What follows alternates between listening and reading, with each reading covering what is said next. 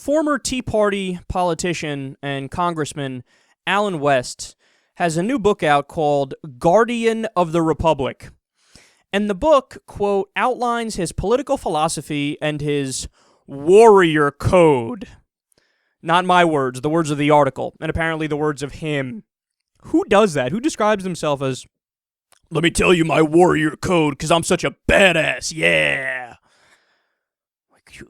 A normal person doesn't do that. All right, let me move on from that. I could continue on just that, but the Palm Beach Post decided to do a little fact-checking of the book, and it turns out the book is riddled with fake quotes attributed to Thomas Jefferson, George Washington, Abraham Lincoln, and pretty much all the other famous historical figures that you should not be misquoting, but he did. So, for example, quote, Thomas Jefferson said it first. A government big enough to give you everything you want is also big enough to take it away.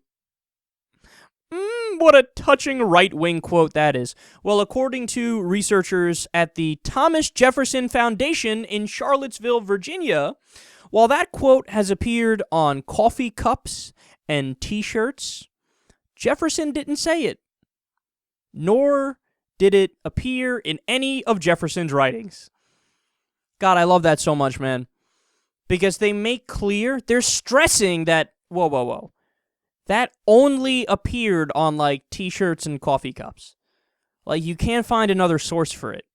So that leads me to believe that Allen West was at, like, a Tea Party rally, and he saw that some jackass was wearing a shirt that said that, and he went, I have to put that in my new book. And what are you going to put as your source, big guy?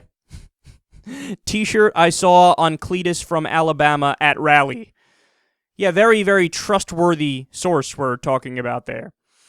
Now, there are also, quote, 3 other fake Jefferson quotes in West's book. West also quoted George Washington as saying that, quote, the willingness with which our young people are likely to serve in any war, no matter how justified, shall be directly proportional to how they perceive veterans of earlier wars were treated and appreciated by our nation. Again, Washington didn't say that.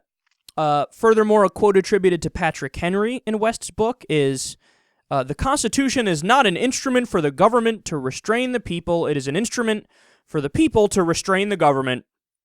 That didn't come from Henry, says Henry biographer Thomas Kidd, a professor of history at Baylor University. Kidd described the quote as a new one that has gained popularity via the internet.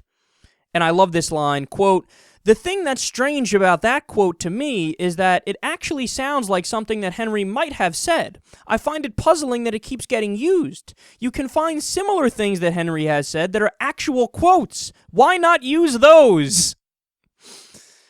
Well, allow me to answer that, Mr. Kidd. The reason is Allen West is a moron. And he's going to jot down things that he saw, written by commenters on a Sean Hannity blog. So the press has reached out to West's co-author, Michelle Hickford, and also reached out to the publishing company and West himself, and they said, look, just, provide us with your sources so we can figure out at least where you loosely got these things from, even though they're not correct. Not surprisingly, they didn't hear anything back from any of the people that they reached out to.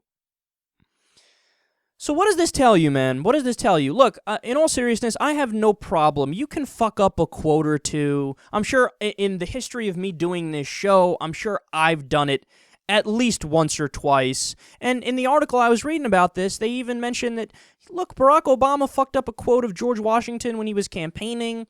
John McCain did it in 2008. He fucked up a quote to one of the founding fathers.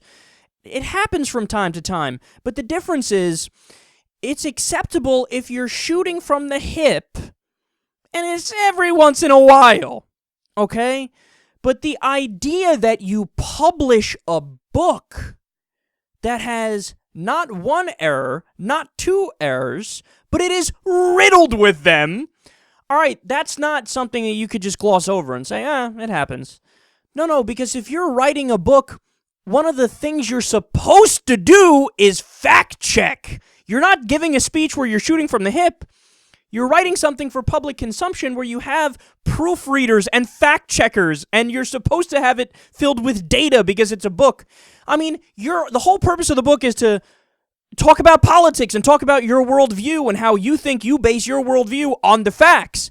But you're wrong on the facts, and you're wrong on the quotes, which, by the way, shows something about the overall ideology. You have totally undermined whatever credibility you had left, which was nothing when we're talking about Allen West anyway.